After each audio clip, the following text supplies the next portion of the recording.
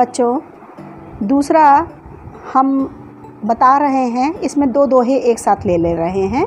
अधर धरत हरि के परत, होठ डीट पट ज्योति, हरित बास की बाँसुरी, इंद्रधनुष रंग होती, सोहत ओढ़े पीठ पटु, श्याम सलोनी गात, मानव नीलमणि शैल पर आता पड़ो प्रभात। संदर्भ इसका प्रस्तुत पद्यांश कविवर बिहारी लाल द्वारा रचित बिहारी सस्सई से हमारी पाठ्य पुस्तक के खंड काव्य में संकलित भक्ति शीर्षक से उद्धृत हुआ है। और इसमें चूँकि दो दोहे हैं तो दोनों का ही प्रसंग हम बता दे रहे हैं। अधर धरत हरि के परत, इसमें क्या है कि एक सखी बाँसुरी के सौंदर्य से मुग्ध होकर राधा जी से उनकी प्रशंसा कर रही है कि बाँसुरी की इतनी मधुर ध्वनि है, उसकी वो प्रशंसा कर रही है। और दूसरे का प्रसंग है सोहत ओढ़े पीठ पट, इसमें श्री कृष्ण के अलौकिक रूप, उनके वस्त्र को देखकर नायिका जो है वो अपनी सखियों से कह रही है कि कितना सलोना रूप है। अब आते हैं व्याख्या पर। तो श्री कृष्ण अपने अधर पर धारण करते हैं, क्या धारण करते हैं? बाँसुरी, और उस पर होठ नेत्र पीतांबर की ज्योति पड़ते ही वह हरे रंग की बाँसुरी इंद्रधनुष के रंग के समान हो जाती है। भाव यह है कि होठों की लालिमा, नेत्रों की श्यामता यानी सांवलापन, पीतांबर की पीलापन के साथ साथ बाँसुरी की हरितमा मिलकर विविध रंगों को धारण कर लेती है। ठीक है।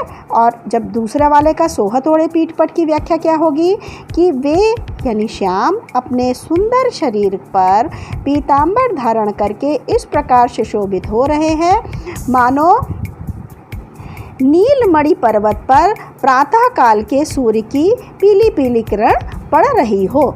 तो इसमें तुम लोग का काव्यगत सौंदर्य क्या आ जाएगा?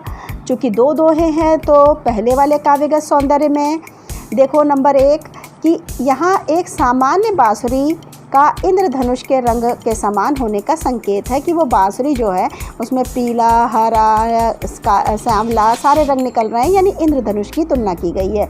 और दूसरे में क्या है कि यहाँ कवि समर्थ चित्रकार है, ऐसा लग रहा है इन्होंने सारे रंगों का संयोजन किया हो। ठीक है। और बाकी तो सारा लगभग एक होगा। भाषा जो है वो ब्रज भाषा है, रस श्रृंगार है, गुण माधुर्य है, अलंकार क्या है इसमें?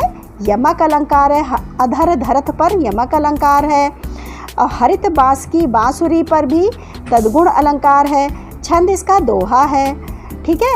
इसके बाद दूसरे वाले का सोहत ओढ़े पीठ पट, इस पर क्या काव्यगत सौंदर्य क्या आएगा? नंबर 1 यहाँ श्री कृष्ण के श्याम शरीर में नीलमणियों के पर्वत को और उनके पीले वस्त्रों में प्रातःकालीन धूप को आरोपित किया गया है। नंबर 2 भाषा इसकी क्या है? ब्रज है, सारे दोहों की लगभग ब्रज है। रस क्या है? श्रृंगार है, गुण माधुर्य है, और अलंकार इसमें कौन सा है? सोहत ओढ़े पीठ पट, श्याम सरोवर, मानव नीलमणि शैल पर।